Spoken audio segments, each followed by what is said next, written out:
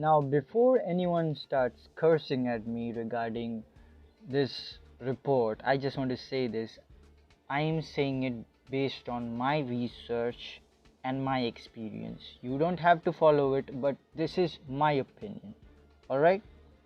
So, further ado, let's dive into the current version as well as the future of this game.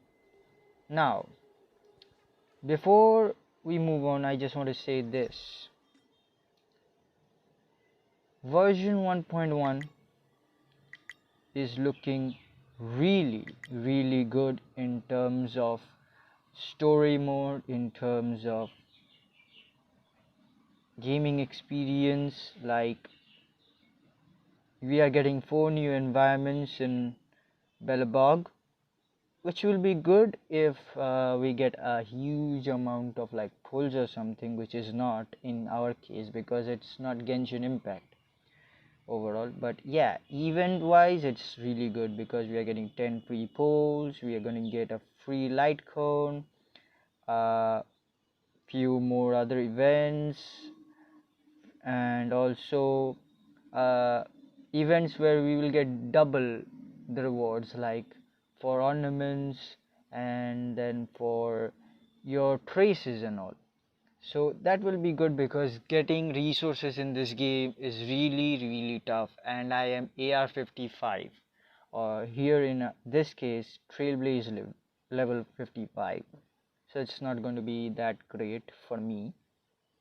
From my perspective, I can say this, like every two equilibrium levels there is no difference in the amount of resources that you get. Every time it's pretty much the same, but after 2 levels the next level is going to be double of what they offer, so that will be a difference. Next, we are getting companion missions, friend chat system, enemy navigation system, which is, I would say, not that needed because yes, in long run this will be needed because you are going to hunt certain enemies and you don't want to like fight against everyone.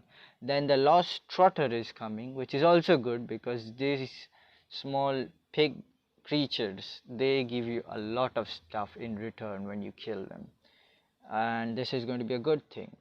Now, the worst thing about this game is going to be characters like Silver Wolf, because let me tell you, Silver Wolf is good. I have no question in that. It's a great character in the long run because when you hit an enemy, if she's not a weakness character for that specific enemy, she will steal every character's elements and then put it into herself, and then she will apply the dedicated weakness of that specific enemy. So you can apply weakness break even if you are not that specific element that will do the weakness break. So that is also good, plus she does a lot of defense shredding in that point of view. But I am not going to pull her because I have C6 Pela. Let me show you. Okay, I'm just going to have a little bit of problem right now. Come on, restart. I know you. I know mind connection. Whatever. Where is it? Pela is E6 already, so I have no issues regarding this character. So if you ask me, I will not be going for Silver Wolf because I have a budget Silver Wolf on my roster anyways. But yes, I will go for LUOCHA in the second phase, and I'm telling you the reason why. But first we talk about the first banner. In the first banner, we are going to get a Silver Wolf with our beloved free-to-play characters which you get from the start: Asta, Serval, and Dan Heng for free at the first stage of this game. So I am not going to pull for it because I don't need Eldions. Maybe for Serval, but not for him because I'm not going to use him. Not for Asta because when I get Himeko, I'm not going to bother to use her because Himeko is way better than Asta at breaking weakness, as doing weakness break on different characters, so that will be good for me. And in the second phase during LUOCHA time, you are getting Pela, you are getting Chingchue, as well as a new character Yukong. Alright, this character is broken because from the overview and all, I can say this: even though she's Harmony, she's a sub DPS buffer character. Harmony means buffer, but she's also a sub DPS character, as well as it is good for using her in exploration because her technique speeds your speeds up your movement speed, which is great, and I love it a lot. So that is going to be my first priority, and I love LUOCHA. I borderline love LUOCHA. The reason being simple, because I have used LUOCHA in the story mode and I know everybody has used him, but if you are well concentrated enough, you will notice that in case of LUOCHA, he debuffs enemies with imprisonment. He removes debuffs over yourself, plus heals you based on whatever attack you do. And that also, that healing effect doesn't need your skill points. So for the longest time in this game, LUOCHA is going to be a broken healer character. Plus he also deals good damage. I mean, brah, what else do you need? So yes, and also one thing, when LUOCHA gets released, Bailu, you are going to be the Chi-Chi of this game. It's official. I am saying this. You don't trust me? Better believe it. Because in the long run of this game, Bailu is going to be Chi-Chi. Borderline. So that's all for like 1.1 version. And now overall view of this game point, I would say this. I pulled Jingyuan, I pulled Sila, I pulled Bailu, I pulled Yangqing, I pulled Japard, and lot of my 4-star characters have like Eldion, for example, Tingyun C4, I didn't get one. Shushang, I just got recently, okay, shut up. March 7 C1, her is C5, which you get for free. Pela C6 while pulling for Sila. All the other characters like Japard, and I would also say this, like out of all the warps I have done in this game, every single warp in the standard banner has been lucky for me. I got a lot of 5 stars from this, including a 5-star light cone, which is in the name of the world for Welt, because I love this character and I want this character in my roster right this instant, because he is Nihility. Nihility is broken, guys. And before we move on, I just want to show you this. I made a tier list on Honkai Star Rail path priority, in which you can see Nihility and Erudition gets the S phase, and I am telling you why. Because Nihility applies debuffs, and if you have character like Sampo Kaski who deals damage and act as a main DPS as well as sub DPS, well, you have a broken character.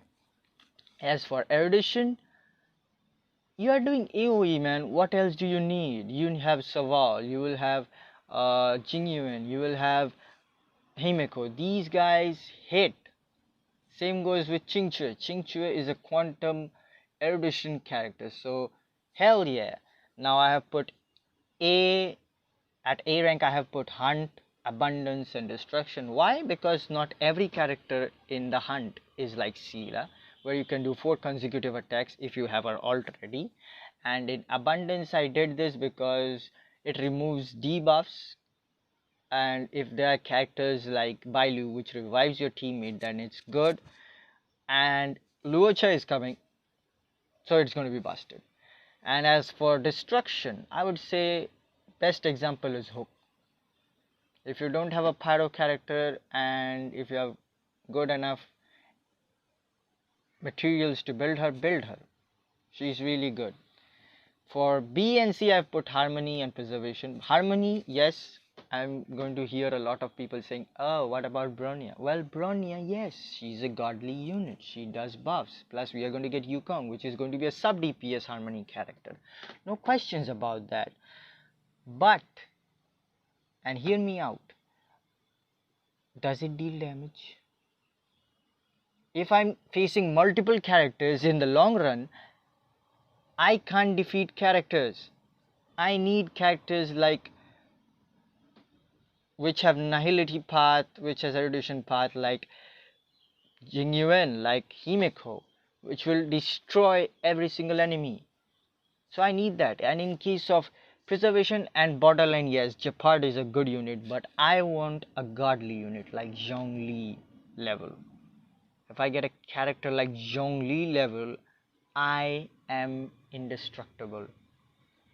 Alright, I am indestructible. Plus, we are also getting Xuan, which will be preservation for quantum level character, and I don't know what it's going to be, because even in Hoyoverse, like if you go to Hoyo Wiki, they have released it, but they said to be confirmed. So we don't know about this, but if you have seen in the cinematics, she deflects enemies' attacks. So I pretty much hope that in her skill or in her alt, it will be pretty much the same thing, like a counter mechanism, which is good. Next, I'm also going to talk about characters like Herta, March 7th, then Qingque, which do follow-up attacks, as well as Himeko, which also does follow-up attacks. And follow-up attacks are important because if you don't have characters like Jingyuan or Sila, you are not going to do weakness break, or you are not going to do penetration damage. So you need characters which do follow-up attack and do weakness break quickly, so that you can do as much damage as you can possibly imagine. That will help you throughout the game. So you need to think twice. And I want to say this, I made a tier list before for characters, and I posted on Hoyo Lab, and people said like, oh, why are you putting Sampo on SSS Plus? Well, you can also see that in the community post, because man, who the heck build this character? I don't know, but he's busted. He applies debuffs, he shreds enemies, he's a killer character. And if we get characters like Sampo in near future, which also heals, I don't think there is going to be any other player in this world which will say like, I'm going to skip that specific character, skip Sampo. I want his goddamn Eldion so badly, because I have this, I have his cannon weapon, Eyes of the Prey, plus I have Fermata, I have resolution shines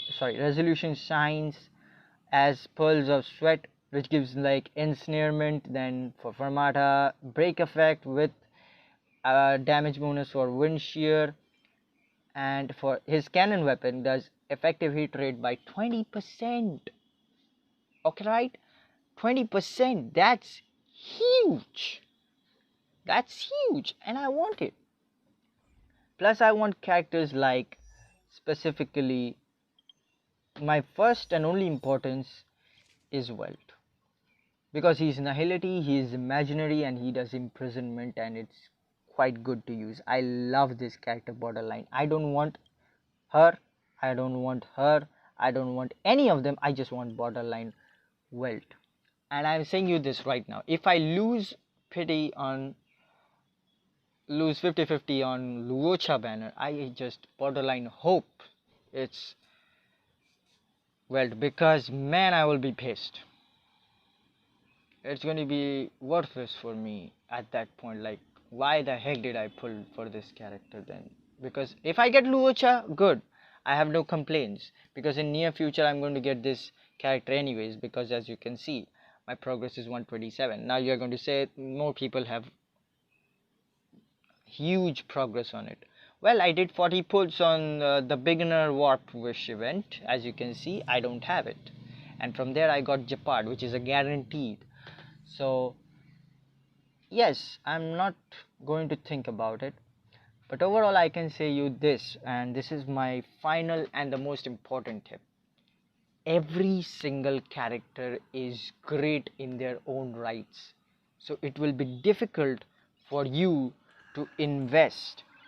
It's going to be very difficult for you to invest on certain characters, because if you don't, well, you are pretty much screwed.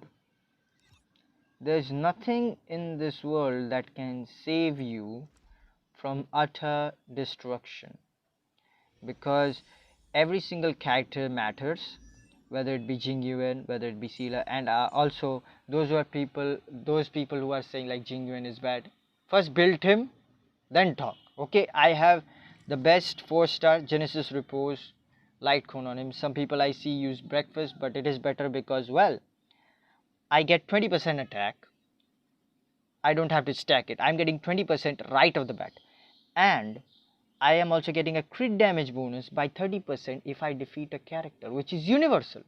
Because the first round I'm not going to, but after I use the alt and use the E and defeat the character using Lightning Lord Strike, slamming his big old sword, I'm getting that 3 turn 30% crit damage universally, so I don't have to worry about it. So basically my overall crit rate, crit damage is like 50-100, but I needed 60 because he's not critting that much. He deals like 9,000 damage, and if there is an enemy nearby, hopefully, let's see, Swarog robot settlement, let's go here and I will show you. Like, this character is borderline insane. If you build him, he is insane. Come on.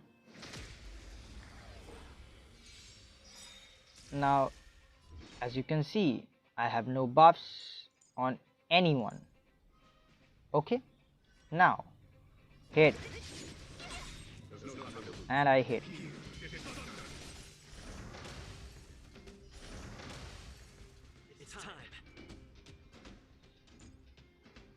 I'm getting this for 3 turns.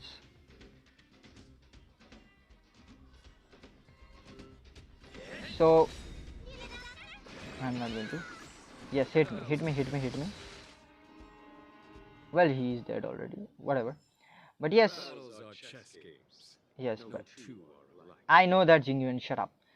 Now, he is a really good character in the long run of this game, I can tell you. Like, the day 1.2 comes and you get Kafka and you pair it with him, oh man, I can see people going to rage quit this game because it has become so easy, and people will be pissed, those who didn't pull Jingyuan.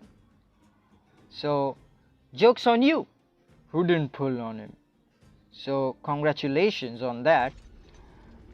But that is going to be my perspective. I'm just going to say it that invest wisely. Think about what kind of party setups you're building, so that in long run you don't waste your resources, because you're not going to get much unless and until like you reach Trailblazer level, say 65 or 70, something like that. Because I'm right now 55, I need to reach 60. It doesn't make sense to reach in 60 because I've seen many YouTubers like XSlice and Moga who have reached level 60, and they share their experience that it's brutal there.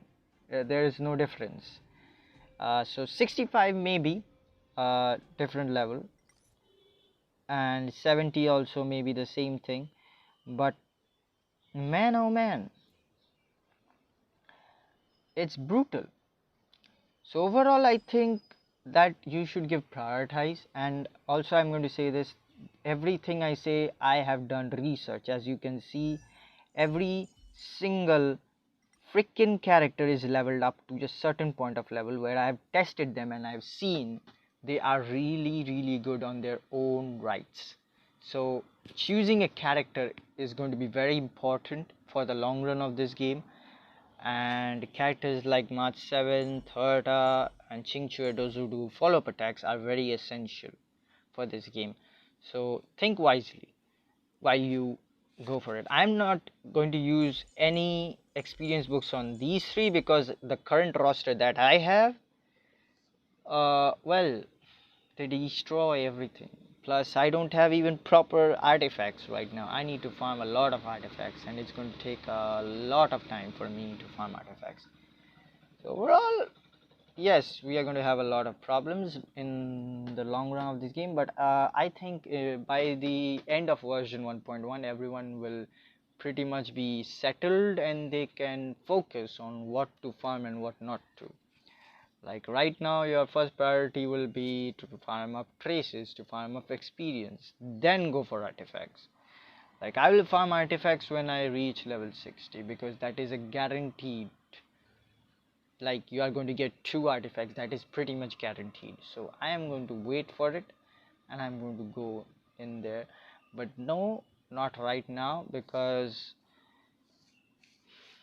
you get like one 5-star artifact and it's not good enough. Alright, in the long run of this game it's going to cause you a lot of problems, so I don't want to.